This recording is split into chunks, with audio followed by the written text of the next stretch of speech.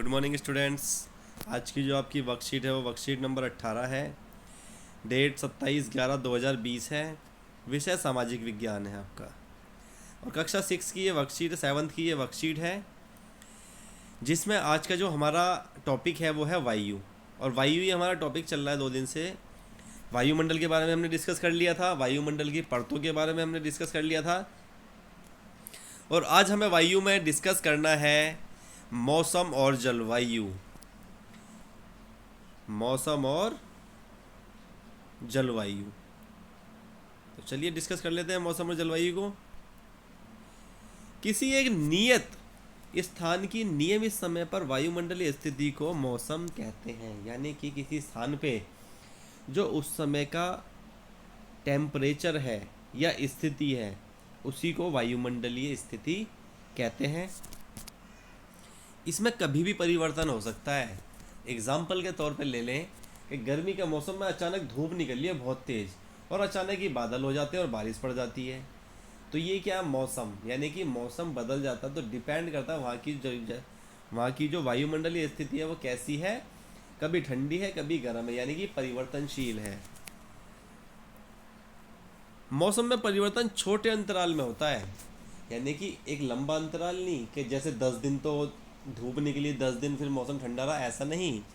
छोटे अंतराल का मतलब है जैसे 10 मिनट पहले तो धूप थी और 10 मिनट बाद ही बारिश हो गई, या 10 मिनट बाद ही एकदम मौसम ठंडा हो गया, तो इसी को क्या कहते हैं, हम मौसम कहते हैं।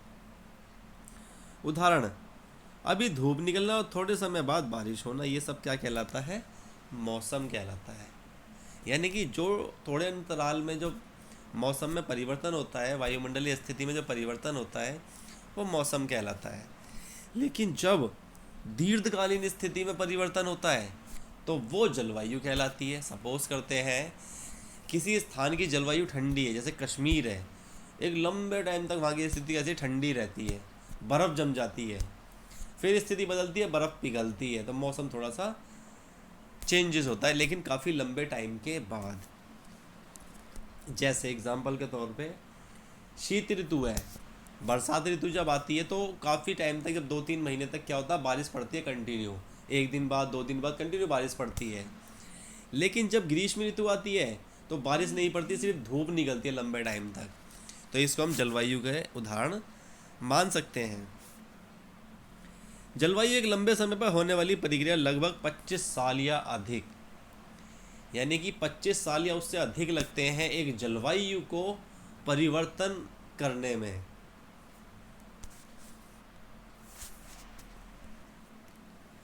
जलवायु में परिवर्तन होने के लिए कई बार दशक लग जाते हैं, काफ़ी लंबा टाइम लग जाता है, तब वहाँ का क्या होती है, जलवायु परिवर्तित होती है। उदाहरण के लिए भारत की जलवायु मानसूनी प्रकार की जलवायु है।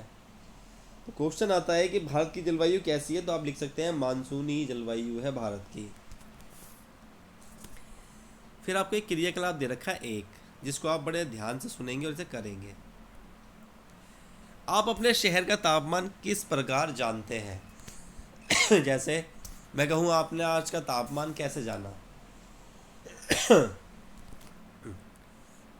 मौसम का पूर्वानुमान आपकी किस सहायता कर सकता है?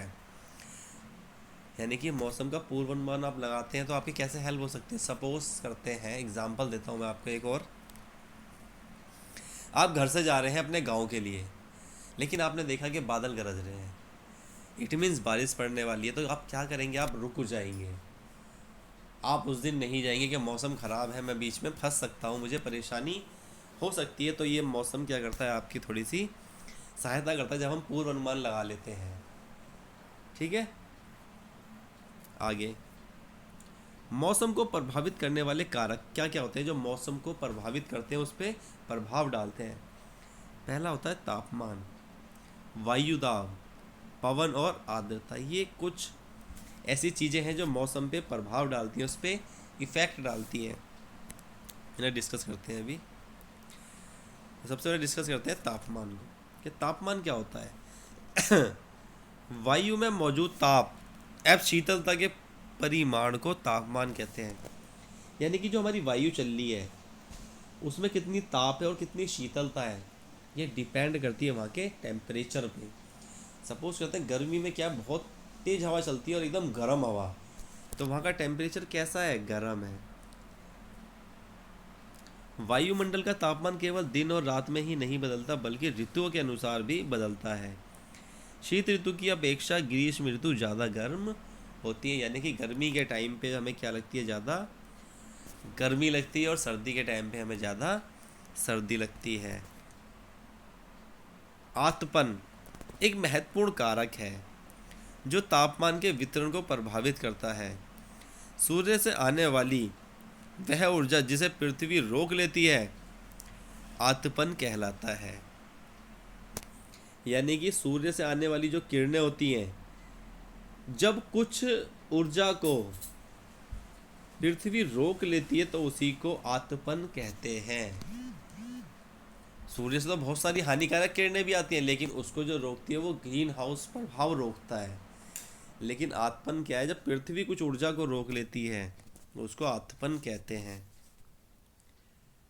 आतपन सूर्य तप की मात्रा भूमध्य रेखा से ध्रुवों की ओर घटती है, इसलिए तापमान उसी प्रकार घटता जाता है। इसी कारण से ध्रुव बर्फ से ढके हुए होते हैं। यदि पृथ्वी का तापमान अत्यधिक बढ़ जाता है तो यह इतनी गर्म हो जाती है कि यहाँ कुछ फसलें नहीं उग सकती। यानी कि जब आप हमारी देखेंगे पृथ्वी को, जैसे ये हमारी पृथ्वी है, ये क्या है, ये हमारी भूमध्य रेखा है जो कि 0 डिग्री टेम्परेचर पे होती है। ये हमारी कर्क रेखा है जो 23.5 डिग्री पे होती है, और ये हमारी मकर रेखा है, ये भी 23.5 डिग्री होती है। ये नॉर्थ होती है और ये साउथ होती है। तो जो सूर्य की किरणें होती हैं, जो सूर्य की किरणें हैं वो सीधी की सीधी भूमध्य रेखा पे गिरती हैं, और ये हिस्सा जो है वो बिल्कुल गर्म रहता है, यहाँ पे सबसे ज़्यादा गर्मी होती है। लेकिन जैसे जैसे सूर्य की किरणें इधर की साइड मुड़ती हैं तो इसकी जो तपन है वो कम हो जाती है, क्योंकि इसकी किरणें तिरछी होती जाती हैं। तो इसलिए जो ये 23.5 डिग्री कर्क रेखा और भूमध्य मकर रेखा है, यहाँ पर टेम्परेचर कम रहता है, और हमारा भारत भी इसी हिस्से में आता है, कर्क रेखा के आसपास और नीचे। इसलिए आधे टाइम पे यहाँ गर्मी रहती है और आधे टाइम पे यहाँ पे सर्दी रहती है। क्लियर? इसके बाद है, गांव की अपेक्षा शहरों का तापमान अधिक होता है क्योंकि शहरों में जनसंख्या अधिक होती है। वाहन, फटफटियां एवं अन्य क्रियाकलाप में ईंधन की खपत अधिक होती है। जैसे गांव में बैलगाड़ी यूज़ कर ली, बस वगैरह रोड पे चलती है, कम चलती हैं, हाईवे पे होती हैं। मोटरसाइकिलों की संख्या भी कम होती है। पेड़ पौधे ज़्यादा होते हैं गांव में, इसलिए गांव का टेम्परेचर जो होता है वो कम होता है। लेकिन इसके मुकाबले शहरों में क्या है, वाहन ज़्यादा होते हैं, चलते भी ज़्यादा हैं, तो उनसे जो पोल्यूशन निकलता है, जो धुआं निकलता है, वो टेम्परेचर को गर्म करता है। इसलिए शहरों का जो टेम्परेचर होता है वो ज़्यादा होता है।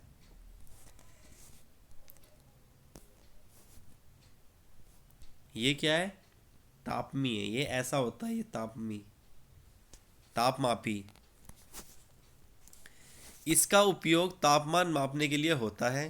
तापमान को मापने की मानक इकाई डिग्री सेल्सियस है, यानी कि इसको जो नापते हैं तापमान को डिग्री सेल्सियस में नापते हैं, और ये टेम्परेचर नापने का यंत्र होता है।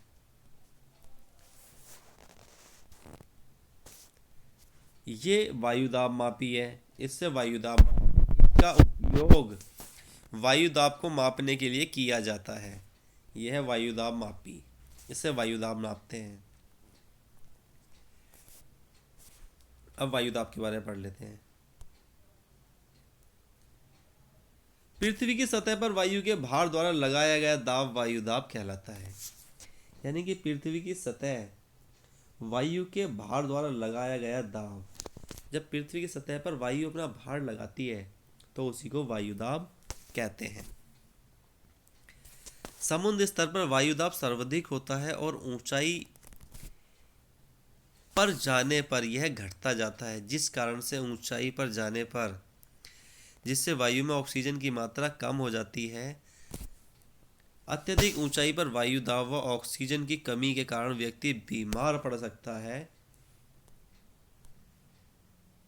अथवा उसकी मृत्यु हो सकती है। पूर्वतारोही इसी कारण से अपने साथ ऑक्सीजन सिलेंडर ले जाते हैं। पूर्वतारोही का मतलब है जो आकाश में जाते हैं या दूसरे ग्रहों पर जाते हैं, वो अपने साथ ऑक्सीजन का सिलेंडर ले जाते हैं। इन द सेंस जैसे जैसे हमारी ऊंचाई बढ़ती है तो वायु दाब जो है घटता जाता है और हमें सांस लेने में दिक्कत होती जाती है। तो इसीलिए जब हम ज़्यादा ऊपर जाते हैं तो हमें घबराहट होने लगती है और सांस लेने में दिक्कत होती है।